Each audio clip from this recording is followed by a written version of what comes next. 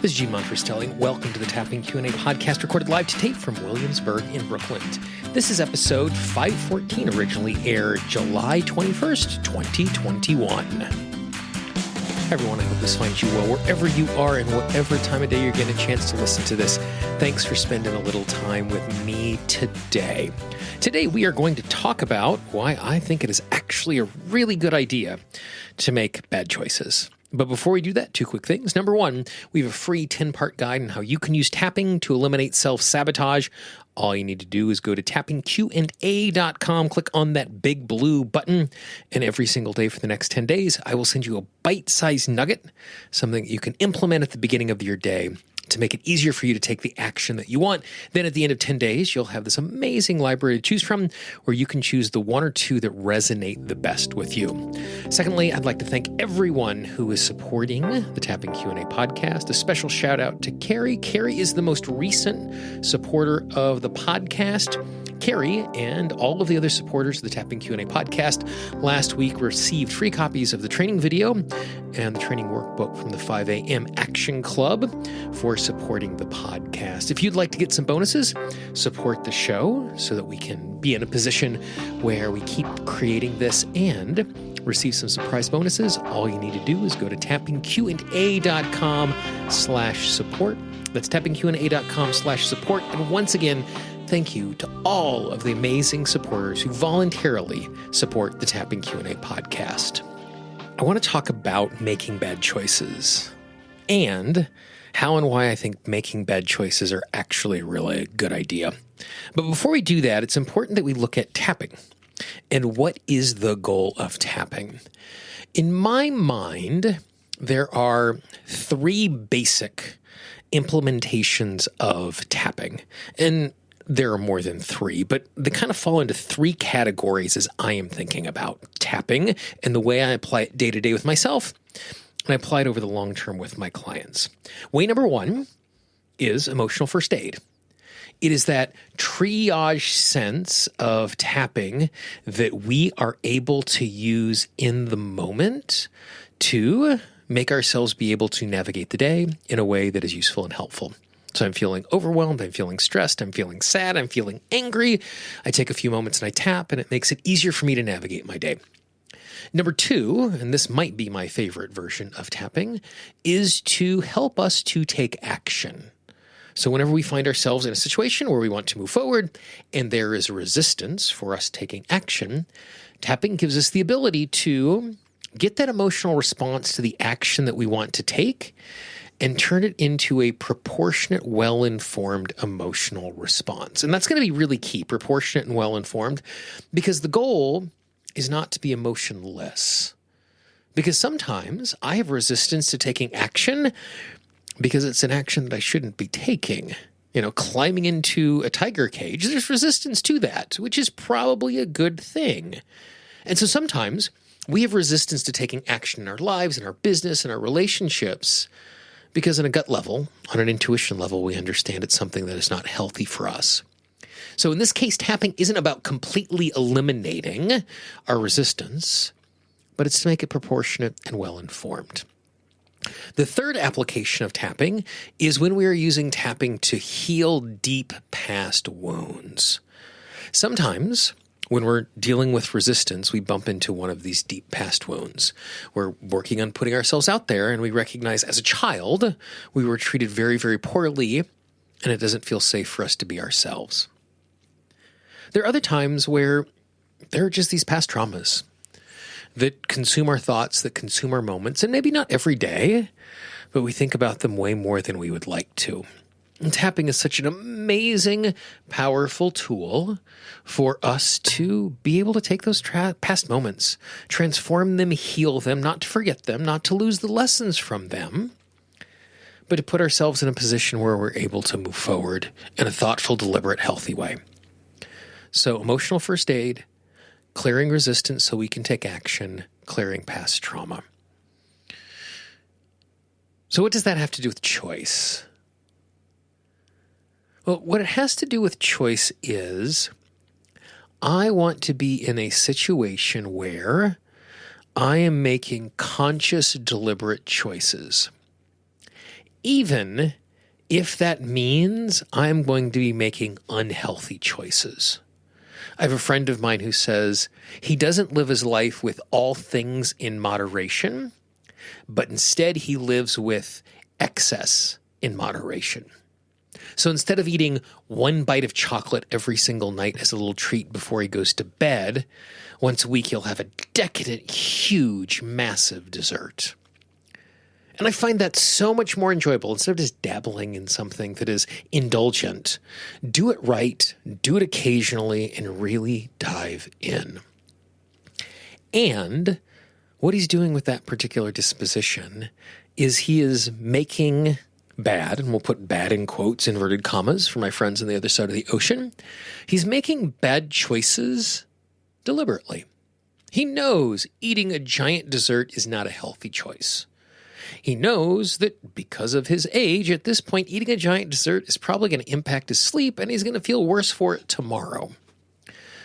But he's consciously choosing that and accepting the consequences for it. The thing that we don't want to be doing is we don't want to be making bad, unhealthy choices away from what we want to be doing in an unconscious way. I don't know if you know, they're these waffly cookies, and it's basically like a really wafer thin and then some frosting, and then really wafer thin and then frosting, and there's like 5 or 6 layers of this. And they sell them typically, they look like Neapolitan ice cream, where you have a vanilla cookie, a chocolate cookie, and a strawberry cookie. And they're usually packed really, really tight, and they're super, super dusty. I like those cookies a lot.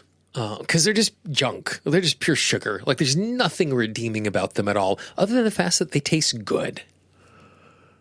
And I don't want to be in a situation where, and I've done this before, where I have a package of those cookies, and the next thing I know, it's 45 minutes later as I've been watching TV, and I am just covered in this thin layer of waffly dust of vanilla, of strawberry, and chocolate. And there's some crumpled cellophane next to me on the couch. And I have absolutely no memory of eating any of those cookies. That I'm just devouring, because there's nothing to them, so it's easy to eat them quickly. But I devour them without notice. And then what I'm doing is I'm making a bad choice in an unconscious way.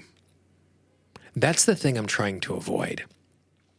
And so it's not purely an issue of, am I making a good choice or a bad choice, by whatever metric you choose that to be it something that is good for me, be it if it is in line with my authentic self, be it something that is culturally acceptable. There's lots of measurements that we can put good and bad on top of. At the end of the day, what is important for me is conscious, deliberate choices where I'm owning the consequences of those choices. Because the reality is, to have a good, healthy, happy, rich life, we don't have to be making perfect choices all of the time. In some cases, making those indulgent choices actually make life richer. I know on a weeknight that if I go to see a Broadway show or a play here in New York, I'm walking out of the theater at 10 or 10:15, which means I'm not walking into my apartment till 11 o'clock. And I'm going to be buzzing from the show because I enjoyed it, which probably means I'm not to get to bed till 12:30.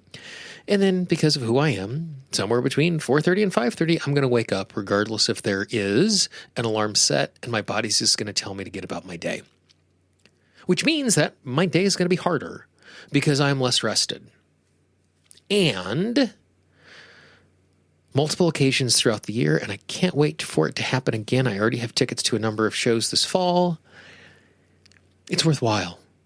It's worth dragging a little bit the next day to be able to sit in a room with 1,100 other people and just watch magic unfold in front of you on a stage, as actors create a show that will never be created exactly the same way again. This perfect little moment that is there and then evaporates. That's worth getting to bed a little late. That's worth being sluggish the next day. It's not worth it doing every single night, but it's worth it doing it in a way where I am conscious and aware and thoughtful about making the choices. So as you think about the choices you're making, or you think about the choices that you are beating yourself up for. Oh, I got to tap on this thing because boy, did I make a really dumb choice.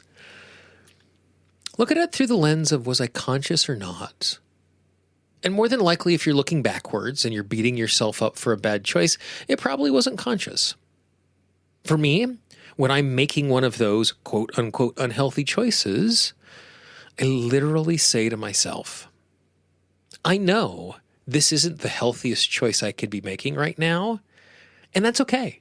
I consciously choose to make this choice. I consciously choose to savor this indulgence, and I choose to take responsibility for the consequences that come from this particularly indulgent choice. So it gives you permission to think about your choices in a new way. It makes it easier for you to be gentle with yourself. It gives you the ability to frame your past choices in a way that is useful. I really needed to blow off some steam, so I made this choice to take care of myself. And in the future, when I need to blow off steam, I'm going to make an unhealthy choice in a conscious and deliberate way because it's the best thing for me. So those are my thoughts on making bad choices and why I really love making bad choices. I would love to hear your feedback on that. I know it's a little bit of a clickbaity headline, I'm okay with bad choices, but as you can see, that is a conscious, deliberate thing that I'm thinking about. I'd love to hear your thoughts, your feedback, your pushback, and how you navigate your choices throughout your day, because every single time I hear someone else talking about their choices, it gives me the ability to understand mine in a clearer and more thoughtful way so I can make better choices. And when I say better choices that I'm making consciously moving forward. If you know someone in your life who would enjoy this little bit of conversation, maybe you can send it to them and call them up and have a conversation with them. Please be my ambassador. Pass it along.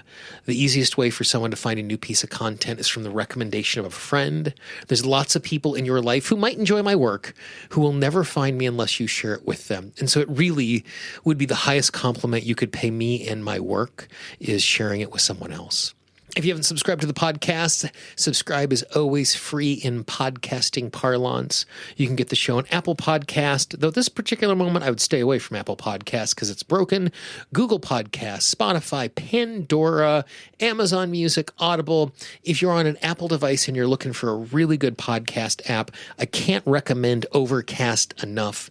Not only is it an excellent podcasting listening app, it is created by someone who truly takes privacy and security seriously, and not everybody in the podcasting space does. So if you're looking for a podcast app and if you're on an Apple device, I would really encourage you to check out Overcast.